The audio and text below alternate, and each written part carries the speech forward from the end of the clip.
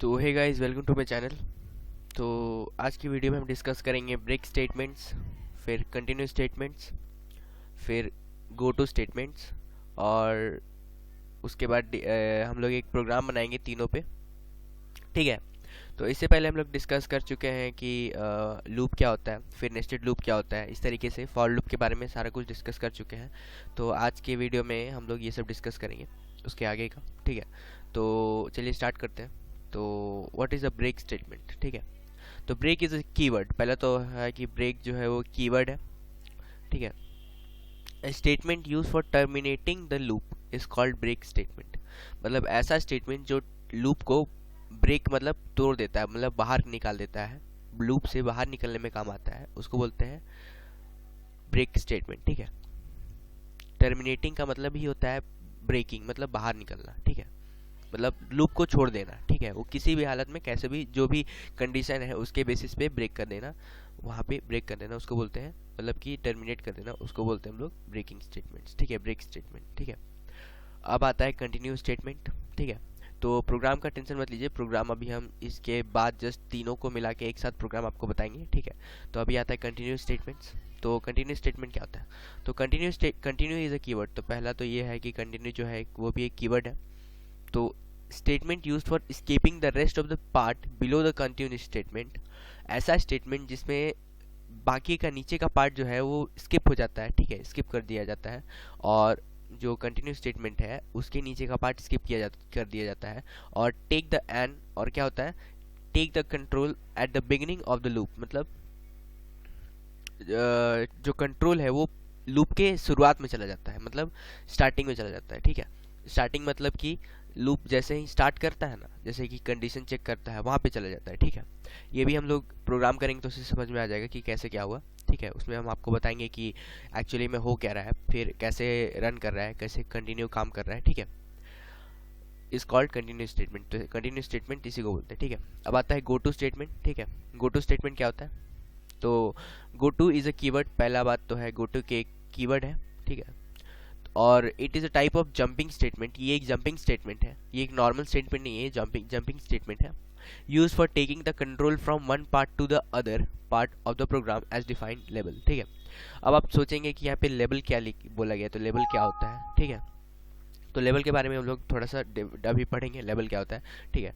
तो ये होता है कि ये एक जंपिंग स्टेटमेंट है जो कि क्या करता है कि कंट्रोल को, जो कंट्रोल है, प्रोग्राम का कंट्रोल, वो एक पार्ट से दूसरे पार्ट में जंप कराने में काम आता है। मतलब कि अगर कहीं मान लीजिए कि मान लीजिए यहाँ पे लूप यहाँ से स्टार्ट हुआ, मतलब कि प्रोग्राम यहाँ से स्टार्ट हुआ और यहाँ तक आया, और इसके बाद एक गो टू स्टेटमेंट यहाँ पे लिखा हुआ है कि गो टू इस जगह पे जाओ, इस जगह पे जाओ। तो वो फटाक से उस जगह पे चला जाएगा, मतलब ऊपर में चला जाएगा। या फिर गो टू नीचे का कोई लिखा हुआ है कि इस जगह पे जाओ, तो ये जगह पे आ जाएगा। उसको बोलते हैं जंपिंग स्टेटमेंट। ठीक है। तो ये आप समझ गए होंगे कि गो टू स्टेटमेंट क्या होता है। अब प्रोग्राम करेंगे तो और अच्छे से समझ में आएगा। अब यहाँ पे जो है लेबल, लेबल क्या होता है ये हम लोग अभी पढ़ेंगे। लेबल क्या होता है? तो व्हाट इज अ लेबल? तो label is a name of the place. वो प्लेस का नाम है, वो जगह का नाम है जहाँ पे control of go to statement is to be taken. जहाँ पे जो गो टू का स्टेटमेंट का कंट्रोल है वो जाने वाला है। ठीक है। लेबल क्या होता है? एक ऐसा नाम होता है जगह का नाम होता है जिस जहाँ पे गो टू स्टेटमेंट का जो है कंट्रोल जाने वाला है। जैसे कि हम लोग अभी बोले ना कि यहाँ से यहाँ जाओ, तो कहाँ जाने के लिए लिखा हुआ है। तो मान लीजिए यहाँ लिखो गो टू टेबल, ऐसे लिखा हुआ है गो टू टेबल। तो गो टू टेबल, तो टेबल की जगह पे चला जाएगा और वहाँ से प्रोग्राम स्टार्ट हो जाएगा रन करना। ठीक है। अब लेबल कैसे डिफाइन किया जाता है? तो पहले होगा लेबल नेम, और फिर उसके साथ ईज टू का साइन हो जाएगा। ठीक है। ईज टू मतलब कोलोन साइन होगा। ठीक है। तो एक लेबल नेम होगा और उसके साथ कोलोन का साइन होगा। अब इसके बाद हम लोग इसके ऊपर प्रोग्राम्स बनाते हैं, ये ब्रेक, कंटिन्यू और गो टू स्टेटमेंट्स के ऊपर। ठीक है। तो चलिए स्टार्ट करते हैं। तो हम अपना कोड ब्लॉक्स खोलते हैं। मेरा कोड ब्लॉक्स खुल गया। तो अब हम स्टार्ट करेंगे। तो कंट्रोल शिफ्ट और एन दबाएंगे। ठीक है। और थोड़ा फॉन्ट को बढ़ा देंगे। अब यहाँ पे सेव करने के लिए तो कंट्रोल एस दबाएंगे। ठीक है। सेव हो जाएगा। तो यहाँ पे हम लिखेंगे ब्रेक, गो टू और कंटिन्यू, कंटिन्यू डॉट सी। ये हो गया। ठीक है। अब यहाँ पे मेन लिखते हैं। ठीक है, मेन लिखते हैं, ठीक है, मेन लिख दिया हम, मेन का ब्लॉक बन गया। अब इसके अंदर क्या करते हैं हम कि हम करते हैं कि एक इंटीजर वेरिएबल लेते हैं जिसका वैल्यू आई होगा, ठीक है, for i equals to 1, i is smaller than equal to 10, i plus plus. तो हम लोग फॉर लूप के बारे में पहले पढ़ चुके हैं कि फॉर लूप कैसे काम करता है, ठीक है, तो आज हम लोग वही करेंगे। तो प्रिंटफ, अब यहाँ पे क्या करेंगे, टैब, इफ, अगर, इफ के बारे में पहले भी पढ़ चुके हैं। इफ क्या करता है, if I equals 6, I equals 6, तो क्या होगा, ब्रेक, ठीक है, ब्रेक।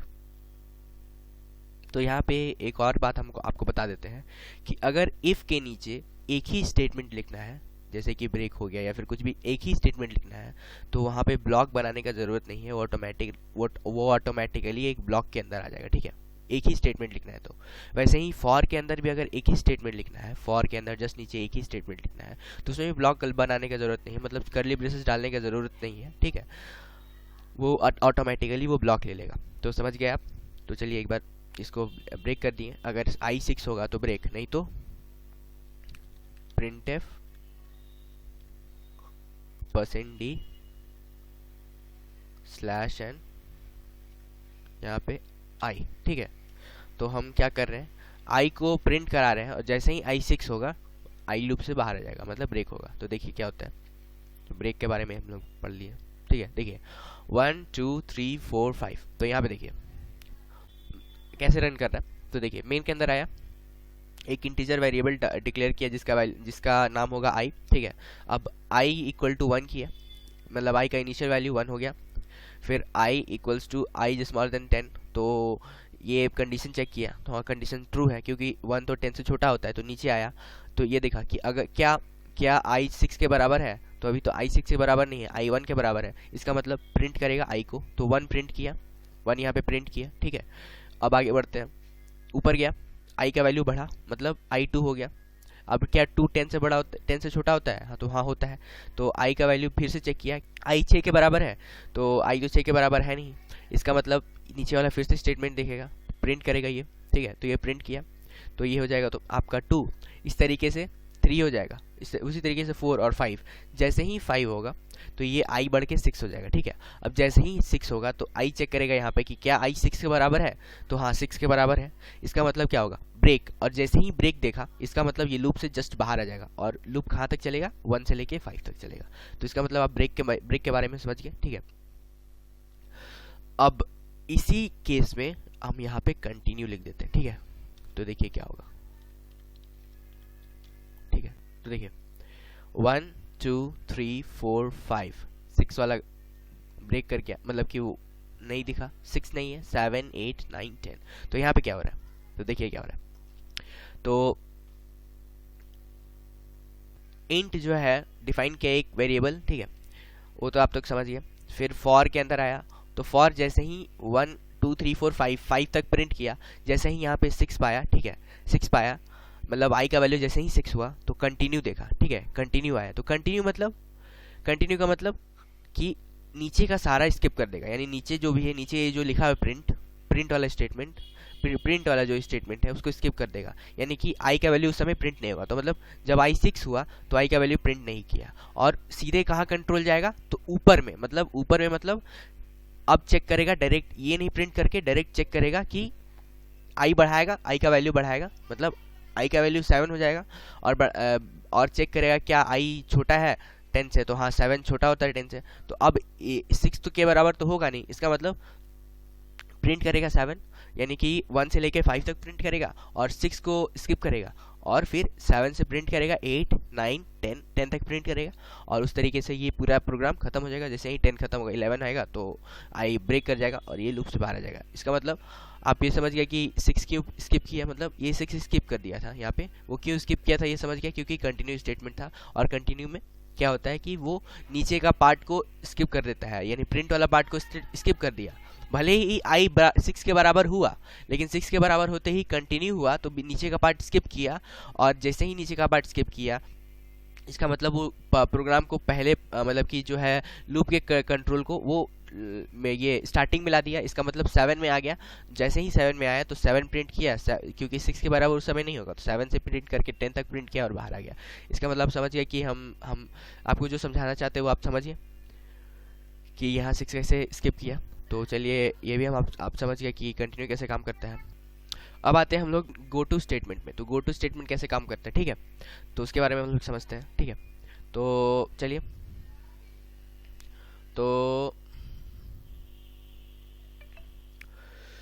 तो चलिए गो टू स्टेटमेंट के बारे में समझते हैं। तो उसके लिए क्या करेंगे, आई का वैल्यू लिखेंगे, ठीक है। आई को हम ई डिक्लेयर करके वहाँ पे हम इनिशियलाइज भी कर देते हैं, आई 1 के बराबर होता है, ठीक है। अब क्या करेंगे, तो यहाँ पे एक लेवल डिफाइन करते हैं। तो लेवल कैसे डिफाइन करते हैं वो लोग हम पहले पढ़ चुके हैं। इसका मतलब यहाँ पे हम लेवल डिफाइन करते हैं टी। टी जो है लेवल का नाम है, ठीक है, ठीक है, टी जो है लेवल का नाम है। अब क्या होगा कि यहाँ पे लिख देते हैं PRINT, प्रिंट एफ %d आई, ठीक है, और i प्लस प्लस, ठीक है। अब यहाँ पे क्या करते हैं, if i is smaller than 10, तब क्या करो, गो टू टी, ठीक है, गो टू टी, ठीक है। तो ये क्या करेगा, पहले इसको रन कर देते उसके बाद आपको बताते हैं, ठीक है। तो एक बार रन करते हैं, तो देखिए क्या हुआ। अच्छे से इसको समझाने के लिए हम आपको बताते हैं। स्मॉलर देन इक्वल टू 10 कर देते हैं, ठीक है, और यहाँ पे हम /n कर देते हैं, ठीक है। अब यहाँ पे इसको रन करते हैं, तो देखिए 1 2 3 4 5 6 7 8 9 10, इस तरीके से 10 तक ये चला। मतलब क्या हुआ एक्चुअली में, क्या हुआ हम आपको समझाते हैं। देखिए क्या हुआ, मेन में आया, ठीक है, मेन से स्टार्ट होता है प्रोग्राम। एक इंटीजर वेरिएबल डिक्लेयर हुआ जिसका नाम हुआ आई, और आई का वैल्यू, पहला वैल्यू यानी इनिशियल वैल्यू क्या होगा, 1, ठीक है। अब एक लेवल डिफाइन हुआ जिसका नाम हुआ टी, इसको लेवल डेफिनेशन बोलते हैं। यहाँ पे लेवल डिफाइन होता है, यहीं पे ये वही जगह है, यही वो जगह है जहाँ पे गो टू का कंट्रोल वापस से आएगा, ठीक है, ठीक है। एक लेवल डिफाइन हुआ, ठीक है, टी। अब इसके जस्ट नीचे क्या होगा, printf आई का वैल्यू प्रिंट करेंगे और आई को बढ़ाएंगे, ठीक है, आई को बढ़ाएंगे। अब इफ अगर आई जो है 10 से छोटा या 10 के बराबर है, तो हम क्या करेंगे, टी के पास चले जाएंगे, मतलब टी के पास चले जाएंगे, ठीक है, टी के पास चले जाएंगे, और फिर से वहां से ये कंट्रोल स्टार्ट हो जाएगा। मतलब फिर से आई को प्रिंट करेंगे, फिर आई बढ़ाएंगे, फिर देखेंगे कि आई 10 से छोटा है तो फिर टी के पास जाएंगे, फिर प्रिंट करेंगे, फिर इस तरीके से जब तक 10 से छोटा होगा, ये बराबर होगा, तब तक आई के पास चले जाएंगे और प्रिंट करते जाएंगे। और जैसे ही आई 11 होगा तो ये छोड़ देंगे, मतलब आई गो टू के पास नहीं जाएंगे, मतलब ये पार्ट नहीं रन करेगा। अब एक बार फिर से अच्छे से समझाते हैं। देखिए टी एक लेवल है, ठीक है, टी एक लेवल है, ठीक है।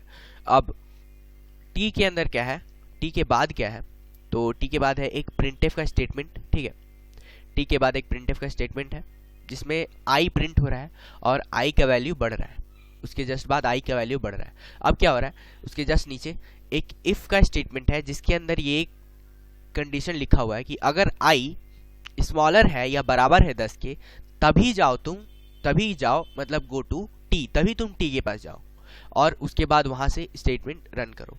तो ये रन हो रहा है। देखिए अब हो क्या रहा है कि अब यहाँ पे जैसे ही कंट्रोल आ रहा है तो आई जो है 10 के बराबर, मान लीजिए फर्स्ट में आई 1 है तो 1 प्रिंट किया और आई को बढ़ाया यानी आई 2 हो गया। तो देखिए चेक करेगा कि क्या आई जो है 10 से छोटा है, तो हाँ, तो 10 से छोटा है क्योंकि 2 है, तो फिर ये वाला चलेगा, गो टू टी, यानी टी के पास वापस जाओ और फिर क्या करो, प्रिंट करो, ठीक है, प्रिंट करो आई को, तो आई को प्रिंट करेगा तो फिर 2 प्रिंट होगा, फिर आई बढ़ेगा यानी 3 हो जाएगा, ठीक है।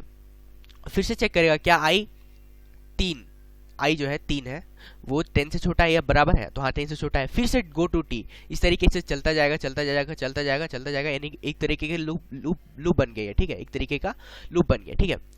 तो ये बार बार टी तक चलता चलता जाएगा, कब तक जाएगा, जब तक आई जो है 10 या 10 से छोटा है तब तक चला जाएगा, और जैसे ही 11 होगा तो ये जो स्टेटमेंट है ये रन नहीं करेगा, क्योंकि ये फॉल्स हो जाएगा, ये जो है ये कंडीशन फॉल्स हो जाएगा, और उसके बाद ये मेन ब्लॉक के बाहर आ जाएगा, ठीक है। तो आप होप कि आप गो टू स्टेटमेंट भी समझ गए होंगे, ठीक है, गो टू स्टेटमेंट को भी आप समझ गए होंगे। तो होप कि आप आज का पढ़ाई समझ गए होंगे, ठीक है। तो आगे आने वाली वीडियोस में और भी हम लोग डिस्कस करेंगे क्या क्या टॉपिक्स हैं, ठीक है। तो तब तक के लिए मेरे वीडियो में बने रहिए, तब तक के लिए थैंक यू और बाय।